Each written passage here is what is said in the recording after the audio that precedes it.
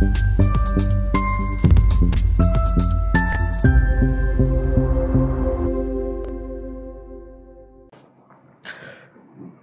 मित्रांनो, मी आता तुम्हाला जी गोष्ट सांगणार आहे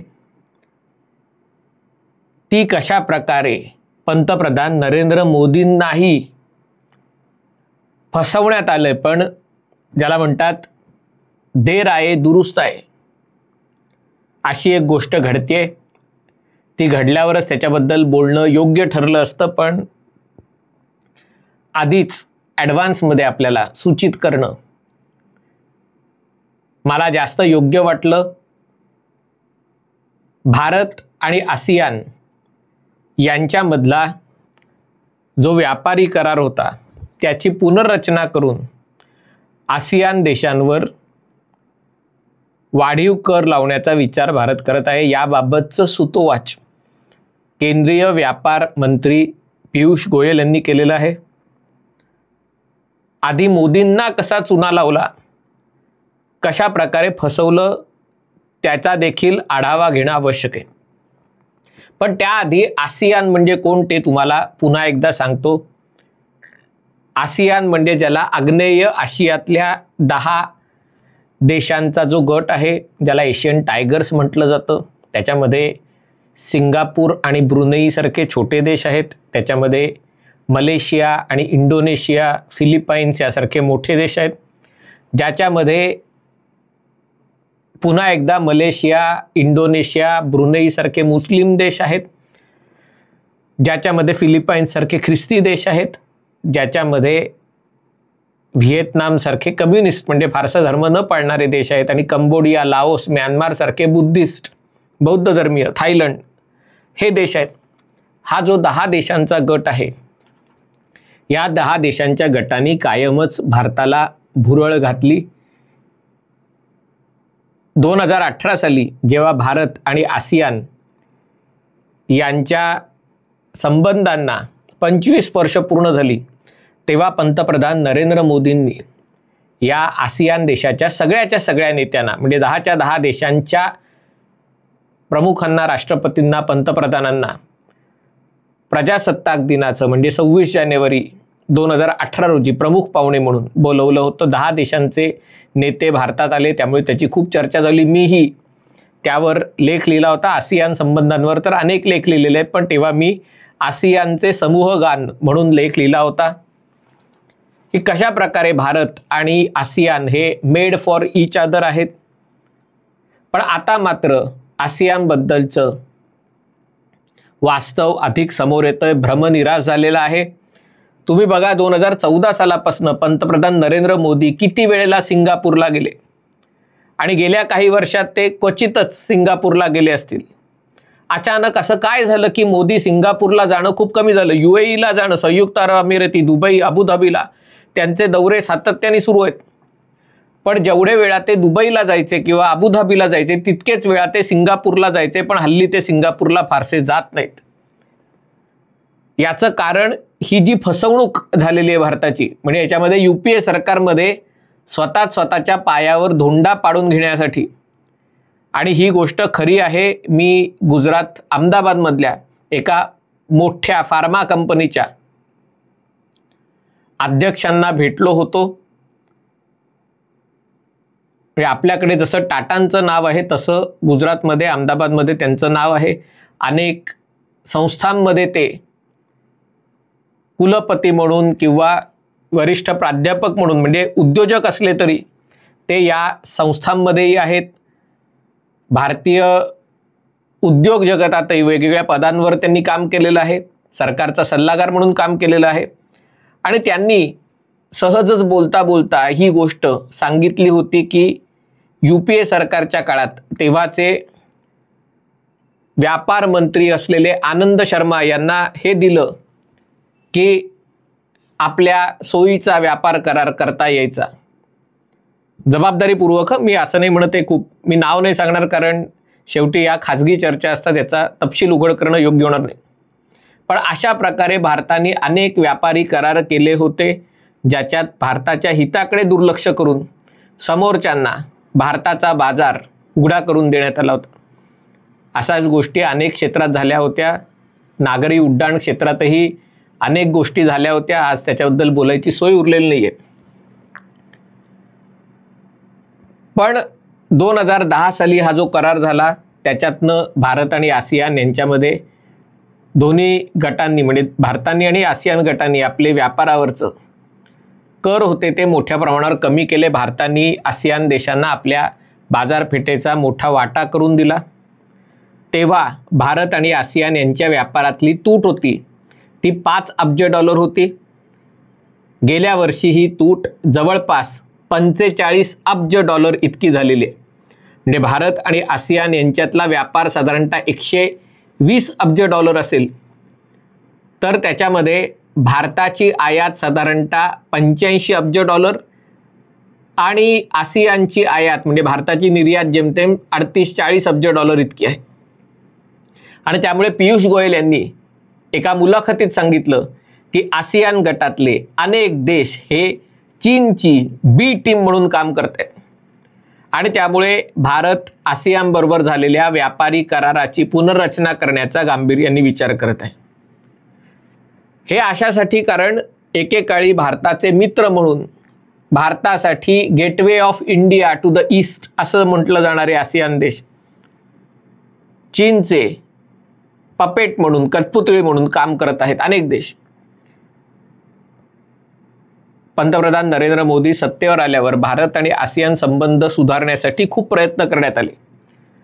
PV नरसिंह राव यांनी त्यांच्या काळात लुक ईस्ट घोषणा केली होती. नरेंद्र मोदी पंतप्रधान झाल्यावर ॲक्ट ईस्ट आणि या ॲक्ट ईस्टच्या अंतर्गत भारतातून म्यानमार मार्गे थायलंड असेल, सिंगापूर असेल, मलेशियापर्यंत असेल रस्ते आणि रेल्वेद्वारे जोडणीचा महत्त्वाकांक्षी प्रकल्प. अर्थात त्यातलं सगळ्याच्या सगळं काही भारत करणार नव्हता. अनेक महामार्ग तिथे अस्तित्वात आहेत. भारत मणिपूरच्या मोरेपासून तिथे जोडणी देणार होता आणि म्हणून मी तेव्हा मणिपूरला गेलो होतो. मोरेला पर्यटनासाठी कोणी काही पाठवलं नव्हतं, स्वतःच्या खर्चाने गेलो होतो आणि तिथे त्या इंडिया म्यानमार फ्रेंडशिप रोडलाही भेट दिली होती. आणि तिकडे तुम्ही मणिपूरला मोरेमला उभे राहिला तर तुम्हाला मुंबई, कलकत्ता आणि दिल्लीपेक्षा सिंगापूर, रंगून किंवा यांगून आणि बँकॉक हे जवळ आहे मणिपूरपासून रस्त्याच्या मार्गाने. पण प्रत्यक्षात मात्र आसियान देशांनी भारताला गंडा घातला. केवळ भारताला नाही तर अमेरिकेलाही मोठ्या प्रमाणावर गंडा घातला. त्यांनी एक असं चित्र तयार केलं की आम्हाला चीनपासून भीती आहे. दक्षिण चीन समुद्रात चीनचा जो सागरी विस्तारवाद आहे याच्यामध्ये त्यांनी ती 9 डॅश लाईन तयार केलेली आहे. इथल्या उथळ समुद्रात कृत्रिम प्रवाळ बेटं तयार करून तिथे स्वतःचा नाविक दळ तैनात करायचं, तिथे स्वतःचा तळ उभारायचा, मग त्याच्या आजूबाजूला सगळा आपला समुद्र घोषित करायचा. तिथे मासेमारी आणि खनिज संपत्तीच्या शोधाचं एकाधिकारशाही आपल्याकडे पाहिजे अशी रचना करायची. आणि त्यामुळे भारत आणि अमेरिकेसारख्या देशांनी या देशांना मदत करण्याच्या दृष्टीनेच खरं तर क्वाड म्हणजे भारत, अमेरिका, ऑस्ट्रेलिया आणि जपान यांचा हा गट तयार झाला होता. पण प्रत्यक्षात मात्र या देशांपैकी अनेकांचा दृष्टिकोन असा राहिला होता की चीनशी धंदा करायचा आणि भारताने सुरक्षा पुरवायची, भारताने आपली बाजारपेठ पुरवायची. गेल्या काही वर्षात तर यातल्या अनेक आसियान देशांनी असं केलं की चीनमधनं गोष्टी आणायच्या, असेंबल करायच्या आणि अमेरिकेला तसंच भारताला निर्यात करायच्या. आज आपण बूट घ्या ॲमेझॉनवर, बरेचदा असं असतं की इंटरनॅशनल ब्रँडेड बूट हे व्हिएतनाममध्ये बनलेले असतात पण ते भारतात उपलब्ध असतात. मला स्वतःला आठवतंय की हे नायकीचे शूज मी जेव्हा कॉलेजात होतो तेव्हा किमान 5,000 रुपयाला आपल्याकडच्या जवळच्या दुकानात मिळायचे. कधीची गोष्ट 1997-98 साली जे बूट 5,000 रुपये, 10,000 रुपये या किमतीला मिळायचे, आज ॲमेझॉनवर नायकीचे बूट 2,000, 2,500 रुपयातही तुम्हाला मिळू शकतात. ते बूट मेड इन व्हिएतनाम असतात आणि त्यातले अनेक बुटाचे गोष्टी चीनमध्ये बनतात, तिकडनं ते कॉम्पोनंट व्हिएतनामला येतात, व्हिएतनाम ते बनवतं. आणि त्यामुळे भारत आणि आसियान यांच्यातली तूट वाढत चाललेली आहे. जो मुक्त व्यापार कराराचा देखावा तयार करण्यात आला होता त्याच्यात सिंगापूरसारख्या देशांनी, छोट्या देशांनी आयात कर, कारण सिंगापूरमध्ये आयात करच नाही आहे, सिंगापूर हे आंतरराष्ट्रीय बंदर आहे. पण जे मोठे देश आहेत इंडोनेशिया, मलेशिया वगैरे, त्यांनी ज्या प्रमाणात आयात कर कमी करायला हवा त्या प्रमाणात कमी केला नाही. सेवा क्षेत्रात भारताचा फायदा झाला असता तर सेवा क्षेत्रात भारताला प्रवेश दिला नाही, कारण भारताचं सेवा क्षेत्र हे अधिक ताकदवान आहे. पण भारताने आपली बाजारपेठ त्यांच्यासाठी खुली केली. ज्याला म्हणतात जेंटलमन्स ॲग्रीमेंट, म्हणजे आनंद शर्मानी जे केलं त्याला सभ्य भाषेत जेंटलमन्स ॲग्रीमेंट म्हणतात. विश्वास ठेवून केलेला करार होता आणि तोच विश्वास नरेंद्र मोदींनी सुरुवातीची 4-5 वर्ष पुढे नेला. पण नंतर लक्षात आलं की आसियानवाल्यांना डबल डोलकी त्यांचा कारभार आहे. त्याच्यातनं खास करून जेव्हा आरसेप हा जो करार आला, म्हणजे आसियान देशांबरोबर ज्यांनी मुक्त व्यापार करार केला आहे त्यांनी एकमेकांशी मुक्त व्यापार करायचा, असं जर झालं असतं तर चीनचा माल भारतात यायला राजरोस प्रवेशद्वार झालं असतं. पण अडचण अशी होती की हे लक्षात आल्यावरही याच्या विरुद्ध फारशी कारवाई काही करता येत नव्हती, कारण आंतरराष्ट्रीय करार, बंधनं आणि भारतासारखा देश अजून तितकाही ताकदवान नाही आहे की हे नियम, हे करार झुगारून देऊ शकेल. पण आता अमेरिकेत डोनाल्ड ट्रम्प अशी गोष्ट करत आहेत. डोनाल्ड ट्रम्प यांनी व्हिएतनामशी अमेरिकेचा जो करार केलेला आहे त्याच्यात व्हिएतनाममधनं अमेरिकेला जाणाऱ्या गोष्टींवर साधारणतः 15% का 25% कर लावला जाणार आहे. पण अमेरिकेतनं व्हिएतनाममध्ये जाणाऱ्या गोष्टींवर कुठलाही कर असणार नाही. तीच गोष्ट इंडोनेशियाबरोबरही झालेली आहे. इंडोनेशियातनं अमेरिकेला जाणाऱ्या मालावर 19% करार असणारे, पण अमेरिकेतनं इंडोनेशियाला निर्यात केल्या जाणाऱ्या मालावर कर असणार नाही. म्हणजे हे देश जर अमेरिकेशी अशा प्रकारचे करार करत असतील तर भारत अशा प्रकारचे करार त्यांच्यासोबत करू शकतो का?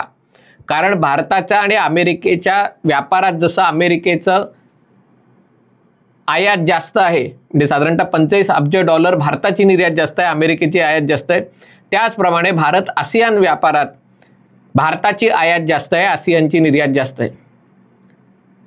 आणि त्यामुळे जशा प्रकारे अमेरिका त्यांना झुकायला लावू शकतो तसा भारत त्यांना झुकायला लावू शकेल का?